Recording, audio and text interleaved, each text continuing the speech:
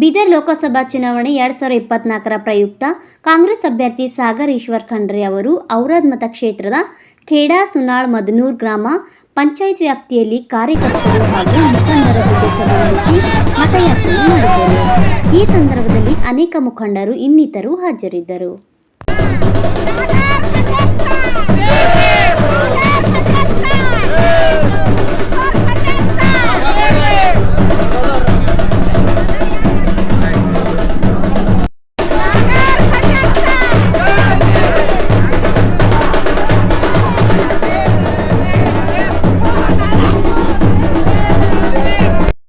ಈಗ ನೀವು ಪಕ್ಷನೂ ನೋಡ್ಬೋದು, ನಮ್ ಗ್ಯಾರಂಟಿ ನೋಡ್ಬೋದು, ಮತ್ತೆ ವ್ಯಕ್ತಿ ಕ್ಯಾಂಡಿಡೇಟ್ ನೋಡ್ಬೋದು.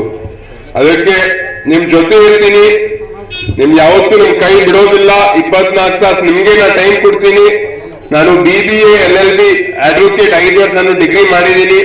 ಸುಪ್ರೀಂ ಕೋರ್ಟ್ ನಲ್ಲಿ ಜಡ್ಜ್ ಕೆಳಗಡೆ ಕೆಲಸ ಮಾಡಿದ್ದೀನಿ, ಅಡ್ವೊಕೇಟ್ ಕೆಳಗಡೆ ಕೆಲಸ ಮಾಡಿದ್ದೀನಿ. ಕಾನೂನಿನ ಬಗ್ಗೆ ಸಂಪೂರ್ಣ ಮಾಹಿತಿ ಇದೆ. ನಾಳಿನ ದಿವಸ ನೀವು ಯಾವಾಗ್ಲೂ ನಮ್ಗೆ ಬಂದು ಭೇಟಿ ಮಾಡಬಹುದು, ಫೋನ್ ಹಚ್ಚಬಹುದು. ನಿಮ್ದು ಏನೇ ಸಮಸ್ಯೆ ಇತ್ತು ಅಂತಂದ್ರೆ 100 ನಾವು ಪರಿಹಾರ ಹುಡಿಸ್ಕೊಡ್ತೀವಿ. ಇನ್ನು 4 ವರ್ಷ ನಮ್ದೇ ಸರ್ಕಾರ ಇರುತ್ತೆ. ಇಂಥ ಸಂದರ್ಭದಲ್ಲಿ ಮತ್ತೆ ನಮ್ಗೆ ಶಕ್ತಿ ಕೊಟ್ರೆ ನಾವು ಕೂಡ ಮುಖ್ಯಮಂತ್ರಿ ಹೋಗಿ ನಾವು ಹಬ್ಬದಿಂದ ಕೇಳ್ಬೋದು, ಇನ್ನೂ ಜಾಸ್ತಿ ಅನುದಾನ ತಂದ್ಕೊಡ್ರಿ, ಇನ್ನೂ 1000 ಕೋಟಿ ಅನುದಾನ ಕೊಡ್ರಿ, ನಾವು ಹಬ್ಬದಿಂದ ಹೋಗಿ ಕೇಳ್ಬೋದು.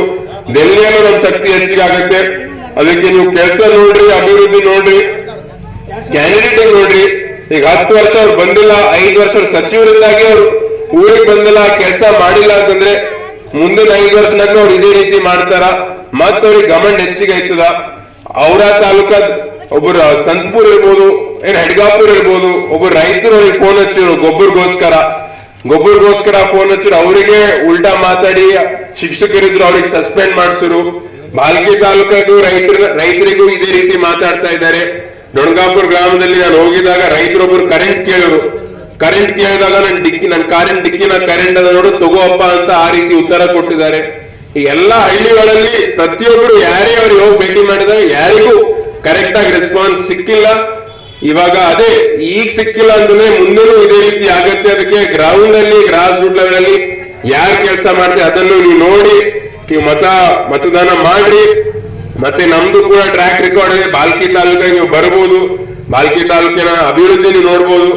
ಬಾಲ್ಕಿ ತಾಲೂಕಿನ ಕ್ಷೇತ್ರ, ಬಾಲ್ಕಿ ತಾಲೂಕಿನ ಜನ ನಮ್ಗೆ 10 ಸಲ ನಮ್ಗೆ ಆಶೀರ್ವಾದ ಮಾಡಿದ್ದಾರೆ. ನಮ್ಮ ಪರಿವಾರಕ್ಕೆ 10 ಸಲ ಯಾಕೆ ಆಶೀರ್ವಾದ ಮಾಡಿದ್ದಾರೆ ಅಂತಂದ್ರೆ ನಾವು ಕಂಟಿನ್ಯೂಸ್ಲಿ ಜನರ ಮಧ್ಯದಲ್ಲಿದ್ದೀವಿ, ಅವ್ರ ಕೆಲಸ ಮಾಡಿಸ್ಕೊತಾ ಬಂದಿದೀವಿ, ಯಾವತ್ತೂ ಅವ್ರ ಕೈ ಬಿಟ್ಟಿಲ್ಲ. ಯಾರಾದ್ರೂ 1 ಸಲ ಗೆದಿಬಹುದು, 2 ಸಲ ಗೆದಿಬಹುದು, 10 ಸಲ 2 ಲಕ್ಷ ಜನ ಮತದಾರರು ನಮ್ಗೆ ಆಶೀರ್ವಾದ ಮಾಡ್ತಾ ಇದಾರೆ ಅಂತಂದ್ರೆ ನಾವು ಅವ್ರ ಜೊತೆ ನಾವು ಕೆಲಸ ಮಾಡಿದ್ಮೇಲೆ ಅವ್ರು ನಮ್ಗೆ ಆಶೀರ್ವಾದ ಮಾಡಿರ್ತಾರ. ಇಲ್ಲ ಅಂತಂದ್ರೆ ಯಾರು ಮಾಡಲ್ಲ. ಅದಕ್ಕೆ ನೀವು ನಮ್ಮ ಟ್ರ್ಯಾಕ್ ರೆಕಾರ್ಡ್ ತೆಗೆದು ನೋಡ್ಬೋದು. ಹಿಂದೇನು ನಾವು ಕೆಲಸ ಮಾಡ್ತಾ ಬಂದಿದೀವಿ, ಮುಂದೇನು ನಾವು ಇದೇ ರೀತಿ ಕೆಲಸ ಮಾಡ್ತಾ ಬರ್ತೀವಿ ಅಂತ ಹೇಳಿ ಮತ್ತೊಂದ್ಸಲ ನೀವು ಬಹಳ ಒಳ್ಳೆಯ ರೀತಿಯಲ್ಲಿ ನೀವು ಕಾರ್ಯಕ್ರಮವನ್ನು ಆಯೋಜನೆ ಮಾಡಿದ್ದೀರಿ. ನಮ್ಮೆಲ್ಲಾ ಪಕ್ಷದ ಮುಖಂಡರಿಗೂ ಕಾರ್ಯಕರ್ತರಿಗೂ